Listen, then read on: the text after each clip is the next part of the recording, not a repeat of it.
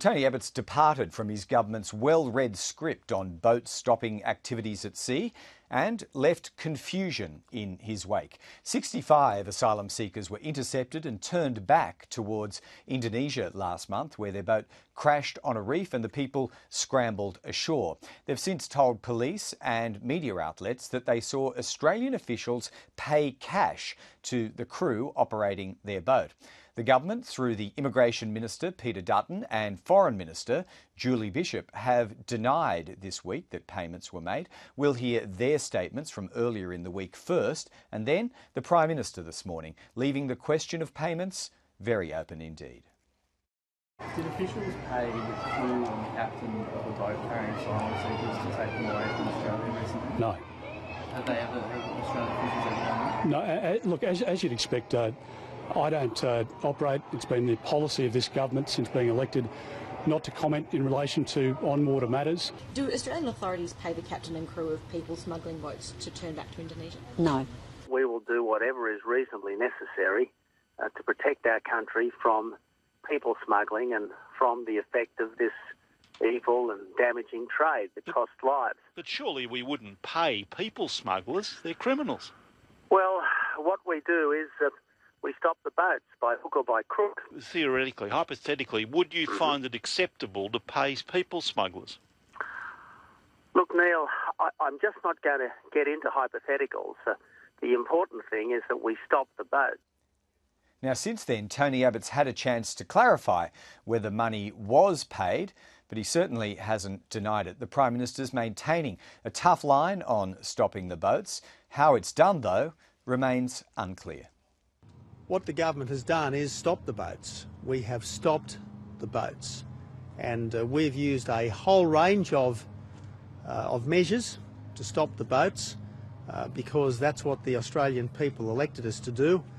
That is not only the right thing by the people of Australia, but it's the decent and humane thing to do, because if you stop the boats, you stop the deaths. So we have stopped the boats. We will do whatever we reasonably can, consistent with the principles of a decent and humane society, to ensure that the boats stay stopped. And I am never, ever going to apologise for stopping the boats, because, frankly, that was absolutely necessary after the former government created a disaster on our borders. But just returning to my question, did the government pay people smugglers to turn back boats? This is about the government paying people smugglers. I'm perfectly aware of the import of your question, and what we have done very firmly, for all sorts of good reasons, since September of 2013, is not comment on operational matters, because every time we comment on operational matters, we give information to our enemies. We give information to people who want to do the wrong thing by our country. So it's been an absolutely firm rule that we don't go into the details of the operational measures needed to stop the boats. We don't go into the details of operational measures to fight crime. We don't go into the details of operational measures on national security, and I'm certainly not going to go into the details of operational matters on the water now. The Immigration Minister on Tuesday told reporters that Australian officials did not pay the crew of a people smuggling boat. Do you stand by the Minister's answer to that question? Of course, I always stand by my ministers. So with plenty of ambiguity about the use of money to pay the crews of people smugglers, there have been inevitable demands to make a declaration one way or another. Now, Labor's Richard Marles is making those demands, while the Greens are questioning whether the government could be a party to people trafficking. This comes from the same Prime Minister who was willing to provide blank cheques to buy Indonesian fishing vessels, who now has the chequebook open again and seems willing to pay people smugglers. We need to be reducing the pull factors in this journey.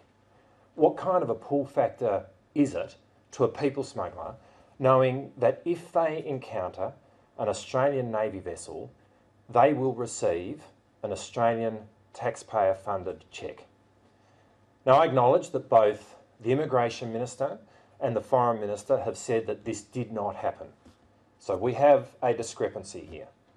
And it is absolutely incumbent on the government to tell the Australian people where the truth lies. If indeed the Australian government has paid for thousands of dollars in order for individuals to turn boats around and to take them into Indonesian waters, there's a very, very big question about whether that is a crime under domestic law, a crime under international law.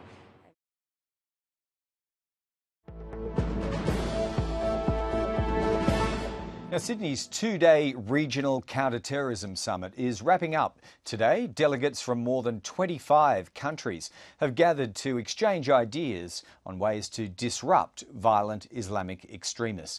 The Attorney-General, George Brandis, has been the government's main representative there, and he's flagged that the government's next round of anti-terror legislation, which would give power to strip citizenship from dual nationals, won't be its last. And despite our best efforts, when early intervention fails, it is critical that we have strong legal frameworks to ensure agencies have the tools they need to address the threat of terrorism head-on. Not surprisingly, all of these steps involve significant financial commitment, but ultimately we know it is a necessary investment. The government of Tony Abbott aims to ensure that our suite of national security legislation, consistent with the rule of law, is as strong as it needs to be. Therefore, I'm announcing this morning that the government will introduce further legislation. That legislation will take into account lessons learned from recent legislative amendments and counter-terrorism operations, while respecting individual rights such as freedom of expression and the rule of law.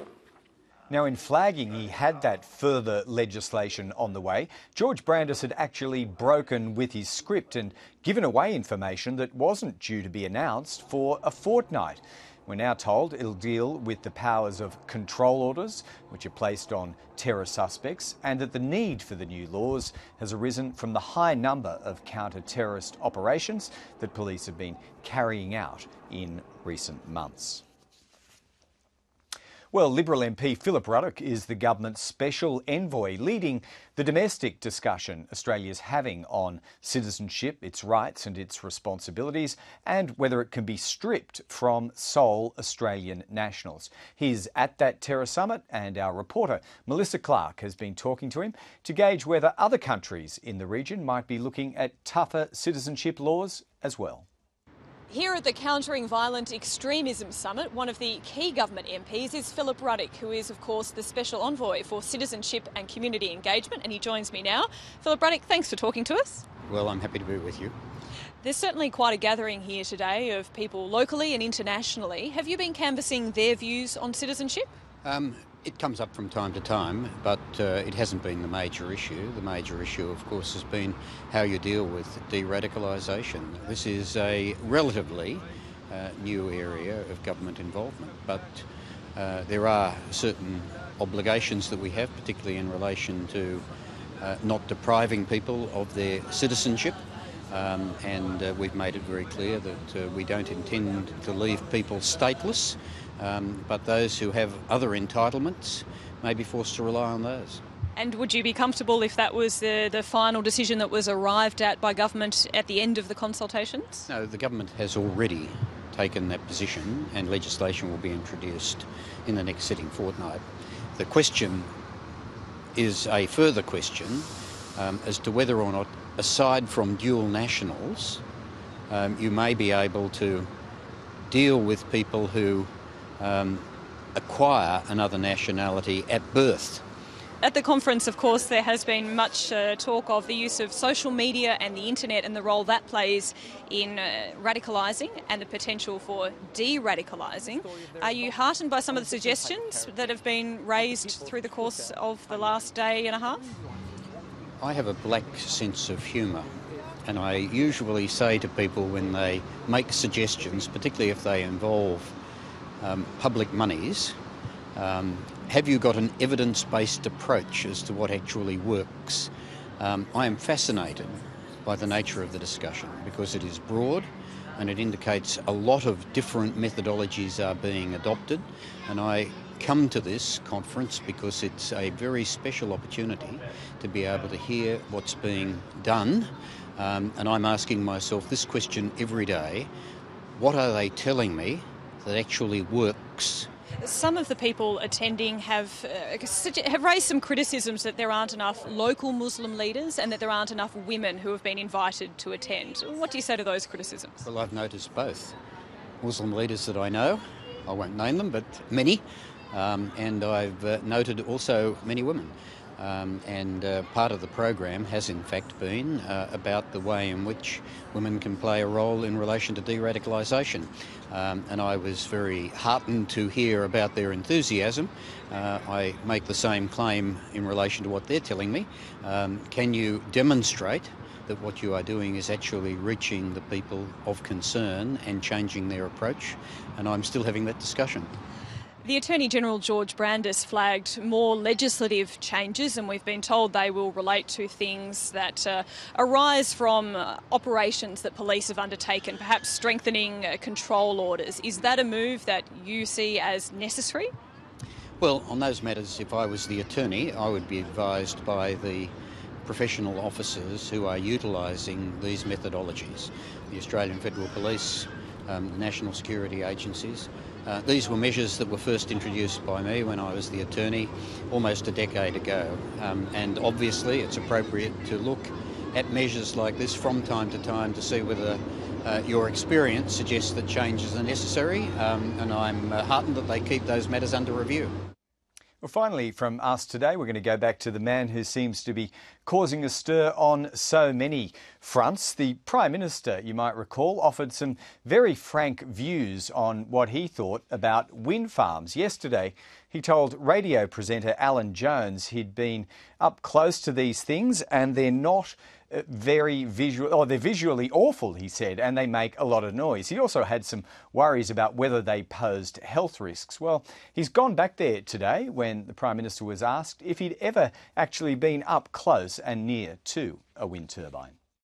Well, I was on Rottnest Island a few years ago, and I cycled around the island most mornings, and my path took me almost directly under the big wind turbine which has been on Rottnest Island for some time. Now, up close, they're ugly, they're noisy, and they may have all sorts of other impacts which I will leave to the scientists to study, and that's why I think it's right and proper that state governments should have increased the distance from habitations that these installations now need to keep. It's right and proper that we're having an inquiry into the health impacts of these things, and frankly it's right and proper that we've reduced the renewable energy target because as things stood there was going to be an explosion of these things right around our country. There will still be some growth, but it will be much less than it would otherwise have been thanks to measures that this government has taken. So those Rottnest turbines obviously left an impression on our Prime Minister, but an observant ABC reporter here who hails from the West scurried back to the archive to discover that on the 21st of December in the year 2004, the West Australian government announced the official start-up of wind turbines on Rottnest Island, noting that it was a $4 million partnership with the federal government, which at the time was John Howard's, and yes, Tony Abbott was a part of it. Well, that's it on Capitol Hill for now.